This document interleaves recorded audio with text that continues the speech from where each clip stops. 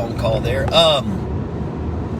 So we are on our way out to a couple showings. Well, actually, several showings all day. And a little bit of windshield time. So let's talk about the market change. Really in the eyes of current sellers, but most importantly, for this conversation is going to be future sellers, right? Now, I'm not going to dig into the niches, right? There's still niches where that is definitely a seller's market, but for the most part, the market as a whole is going to be considered, if not already, a buyer's market, right? Buyers are getting closing costs, buyers are getting repairs, homes are sitting.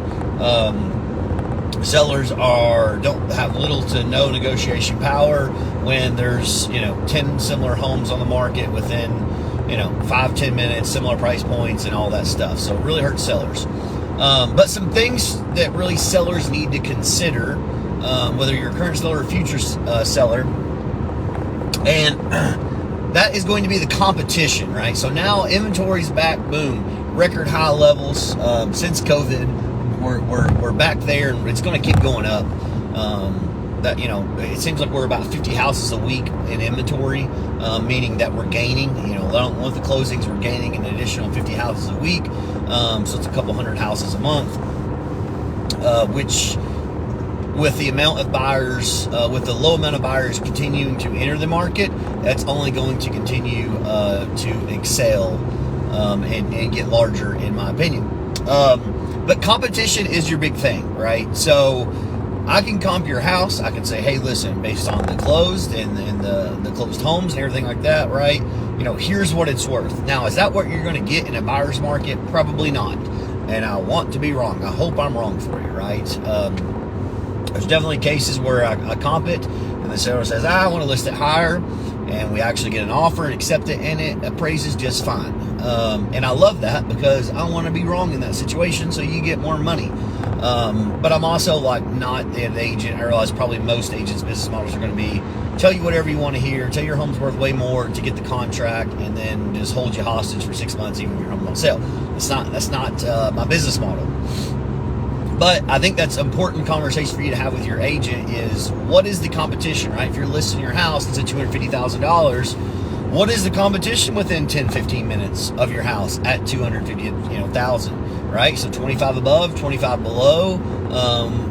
What does that look like? How many homes? How many choices? What's the pros of yours? What's the pros of theirs? What's the cons of yours? What's the you have to really look at that, and ultimately, you got as a seller, you got about 3 days. Once you list your house, you got about 3 days on the market. After that, you have little to no chance to probably get full asking price. Now, again, there's always one-off scenarios. I don't want to talk about that. I'm just stereotyping the situation. If I see a house that's been on the market probably 3 days or more than 3 days, we're going out there to look on it, right? My buyer is not bringing you a full price offer unless they just say, Steven, this is my dream home. Whatever I got to do to get it, I need to get it, right? Sure, that circumstance. But I'm not talking about the one-offs. We're going to hit you below asking price. We're going to hit you for some closing costs. All that stuff, because we got options. I'm telling them, hey, you know what? There's 10 more other houses just like this. So that's a big thing you as a seller have to look at is, what is your competition on the market? Now, if you're listing, you got little to no competition, sure, list it, see what happens. You're in no rush, no big deal.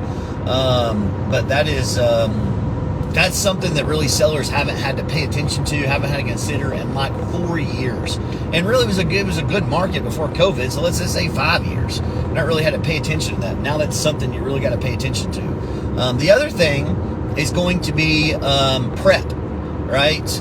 There's really very minimal conversations I've had with seller prep in the last several years. And that's because you really didn't need to do a whole lot. Inventory was down, buyers were everywhere, and so there was very minimal. But now we got to look at, guys. I don't believe in staging. I think that's crap.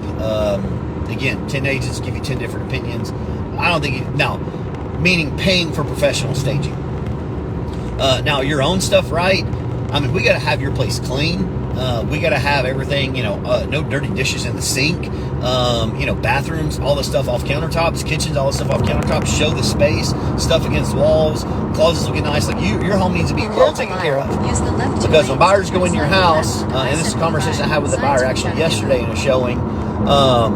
It's an old house, like almost 100 years old, but you could just tell there's people that lived in it and loved that house. It was so well taken care of. It was like spotless. Everything was perfect. And so I kept telling them, guys, usually it's a good sign because somebody's taking care of this house. Versus going in there, there's kids' toys everywhere, it's scattered. Everyone should live in the house, but it is what it is. Like, this is the market. You, help me help you. Those are conversations I got to start having with people, right? Paint. Been a conversation, again, certain price points, right? Above $500,000, high 100, almost to $1 million or plus, right? We're touching up paint. Now, these lower price point homes, they're going to have to start touching up paint.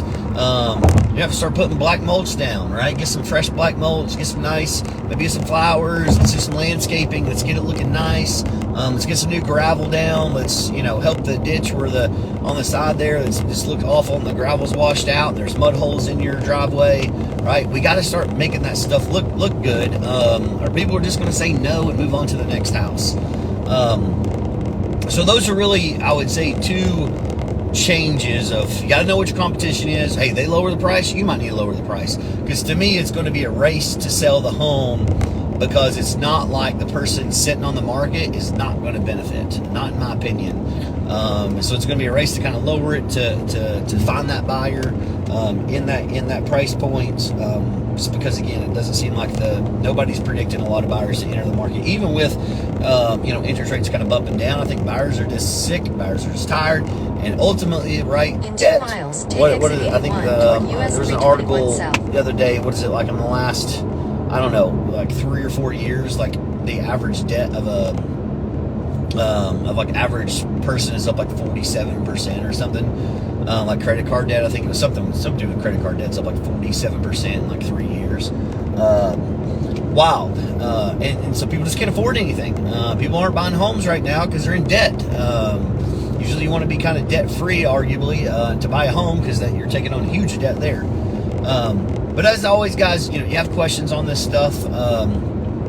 There's always one-off scenarios. I think everything in real estate is custom. We can bunch it, we can stereotype it, we can look at the data and make guesses. But ultimately, right, that you got it's humans, it's emotions, multiple people in every transaction. So everything's always like a very custom one-off. Very rarely does everything just go smooth in the deal or make sense, right? I see stuff all the time. I'm like, holy crap! Never would have guessed this would have happened. I see it, on a weekly basis. So questions, holla.